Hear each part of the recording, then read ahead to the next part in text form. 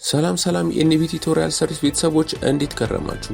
ዛሬ ደግሞ የ2018 ኢንትራንስ ከየት ቦታ እንደሚመጣ ሙሉ መረጃውን የትምህርት ሚኒስቴር ይፋ አድርጓል። በዚህ መሰረት እኛ ለእናንተ ቤተሰቦቻችን ሙሉ መረጃውን የምናቀብላችሁ ይሆናል። እስከ ቪዲዮ መጨረሻ ድረስ አብራችሁን ቆዩ። ለዚህ ዩቲዩብ ቻናል አዲስ ከሆናችሁ አሁን ሰብስክራይብ አድርጉ።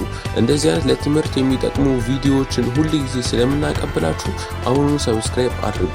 እንዲሁም ይህ ቪዲዮ ለብዙ ሰዎች እንዲደርስ ላይክ አድርጋችሁ ጀምሩ። አሁን ቀጥታ ወደ ቪዲዮ። እንግዲህ እንደምታስታውሱት አምና 2017 ኢንትራንስ ፈተና ዝግጅት ከተገባደደ በኋላ ነው ይህ ነገር ይፋ የሆነው። አሁን ግን በ2018 ዝግጅት ከመጀመሩ ይፋ አድርጓል ማለት ነው። እኛም በዚህ መሰረት ለሁሉም ተቋማት ትምህርት ሚኒስቴር የላከውን ደብዳቤ ለእናንተ ቤተሰቦቻችን የምናነብላችሁ ይሆናል። በአጠቃላይ ትምህርት ስርዓተ ትምህርት ሪፎርም መሰረት የሁለተኛ ደረጃ አዲሱ ትምህርት በ2015 ዓመተ ምህረት የሙከራ ትግበራ በማካሄድ ከ2016 ዓመተ ምህረት ጀምሮ ወደ ሙሉ ትግበራ መገባቱ ይታወቃል።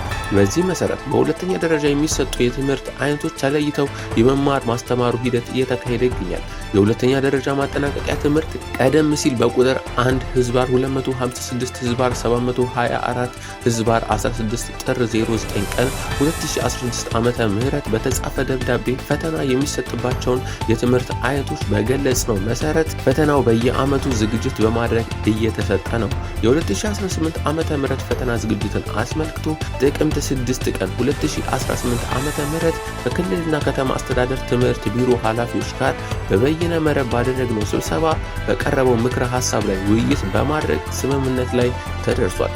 በዚህ መሰረት የ2018 ዓመተ ምህረት የሁለተኛ ደረጃ ማጠናቀቂያ 12ኛ ክፍል ፈተና ዝግጅት አንደኛ በስርዓተ ትምህርቱ መሰረት የ2018 ትምህርት ዘመን የ12ኛ ክፍል ሀገር አቀፍ ፈተና ከ9ኛ እስከ 12ኛ ክፍል የሚሸፍን ሲሆን ተማሪዎች የተማሩትን ይዘቶች የሚፈተኑ መሆኑን፣ ሁለተኛ ከ10ኛ እስከ 12ኛ ክፍሎች የአዲሱ ስርዓተ ትምህርት ይዘቶችን መሰረት ያደረገ መሆኑን፣ ሶስተኛ በ2015 ዓመተ ምህረት የሙከራ ትምህርት ቤቶች 9ኛ ክፍልን በአዲሱ ስርዓተ ትምህርት፣ ሌሎች በቀድሞ ስርዓተ ትምህርት የተማሩ በመሆኑ ፈተናው ከሁለቱ ስርዓተ ትምህርቶች የጋራ የሆኑ ይዘቶች ተጣጥሞ የሚወጣ መሆኑን፣ አራተኛ የፈተና ዝግጅቱ ከላይ በተጠቀሰው መሰረት መሆኑን ተማሪዎች፣ ወላጆች፣ መምህራን፣ የትምህርት ባለድርሻ አካላት አውቀው ተገቢውን ቅድመ ዝግጅት እንዲያደርጉ ከወዲሁ እንዲያውቁት እንዲደረግ እናሳስባለን ይላል ማለት ነው።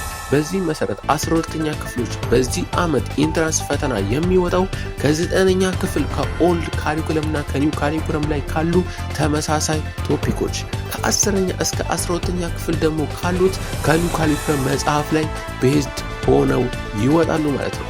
ስለዚህ 12ኛ ክፍሎች በዚህ መረጃ ላይ ቤዝድ ሆናችሁ ቀሪ ጊዜያችሁን አከፋፍላችሁ በደንብ ማጥናት ይጠበቅባችኋል ማለት ነው። እንዲሁም ደግሞ ኤንቢቲ ቱቶሪያል ሰርቪስ በዚህ መረጃ ላይ ቤዝድ ሆኖ የተለያዩ ኤክሰርሳይሶችን በግልጽ ማብራሪያ እየሰራ ለእናንተ ቤተሰቦቻችን የሚያቀርብ በመሆኑ አሁኑ ሰብስክራይብ አድርጋችሁ መጠበቃችሁን አትርሱ።